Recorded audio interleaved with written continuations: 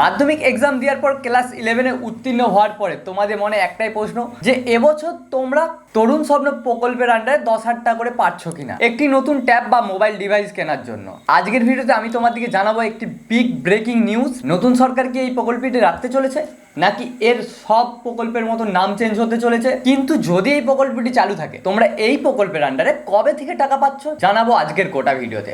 তাই ভিডিওটাকে একটু স্কিপ না করে প্রথম থেকে শেষ পর্যন্ত দেখতে থাকো, কারণ ছোট্ট একটি ইনফরমেশনও কিন্তু তোমার ওই 10,000 টাকা থেকে তোমাকে মিস করে দিতে পারে। আমি সুশোভন, তোমরা দেখছো সুশোভন পাত্র এডুকেশন। এই জাতীয় এডুকেশন ভিডিও লেটেস্ট আপডেট পাওয়ার জন্য আমার চ্যানেলটিকে সাবস্ক্রাইব করো ও পাশে থাকা বেল আইকনটি দাবি অল করে দাও, যাতে একটা ভিডিও না মিস হয়। এই ভিডিওটা তোমার সেই সকল বন্ধুর দিকে বেশি বেশি করে শেয়ার করো যারা ভাবছে তারা এবছর তরুণ স্বপ্ন প্রকল্পের আন্ডারে 10,000 টাকা করে পাবে কিনা একটি মোবাইল বা সুন্দর ট্যাব কেনার জন্য। ফার্স্ট অফ অল তোমার দিকে বলে রাখি, তোমরা সকলেই জানো এবছর রাজ্যের সরকার চেঞ্জ হয়েছে এবং কিছুদিন আগে আমাদের যিনি শিক্ষা দপ্তরে ছিলেন উনিও চেঞ্জ হয়েছেন। তোমরা কিছুদিন আগে একটা খবর জেনে থাকবে আনন্দবাজার পত্রিকার মাধ্যমে, যে একটা বড় বৈঠক হয় এবং সেই বৈঠকে এই প্রকল্পের নিয়ে কথা হয়। সেখানে বলা হয় এমন অনেক ছাত্র আছে যাদের ওই টাকাটার প্রয়োজন নেই তবুও তারা পাচ্ছে, এবং এই কথাটা উঠে আসে যে এরকম অনেক ছাত্র আছে যাদের জন্য একটা স্মার্টফোন খুবই জরুরি। এবং সেখানে আরও একটি কথা উঠে আসে, এমন অনেক পরিবার আছে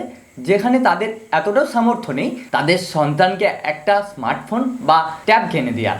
এবার যেহেতু আমাদের ডিজিটাল ইন্ডিয়ার দিকে এক ধাপ এগিয়েছে, সেই জন্য এখন অনেক কিছুই আমাদের ফোনের উপর নির্ভরশীল হতে হয়। আমাদের ম্যাক্সিমাম স্টুডেন্টরা তারা ডিজিটালি কাজ করতে খুব পছন্দ করে। তথ্য আদান প্রদান বা প্রশ্নপত্র আদান প্রদান কিন্তু এখন ডিজিটালি হয়ে থাকে।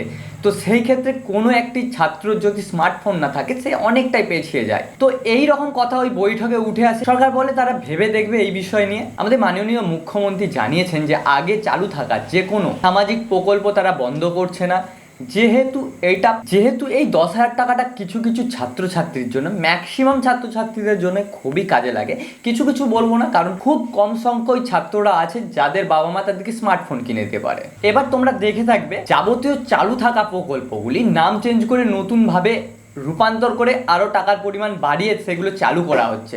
তোমরা নিশ্চিন্ত থাকো, তরুণ স্বপ্নের প্রকল্পটিও বন্ধ হচ্ছে না, নতুন নামকরণ আসবে এবং হয়তো তোমরা আরও বেশি টাকা পাবে। যেহেতু নতুন সরকার কিছুদিন এসেছে তো প্রত্যেকটা পোর্টাল রেডি করতেই তাদের অনেক টাইম লাগছে। তোমরা দেখে থাকবে অনেক পোর্টালের কাজ এখনও চলছে, তো আস্তে আস্তে তারা এই পোর্টালগুলি খুলে দেবে।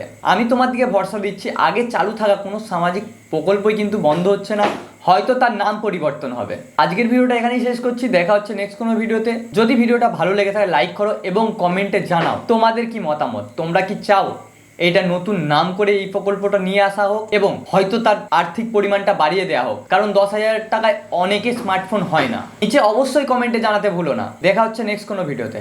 Tata bye.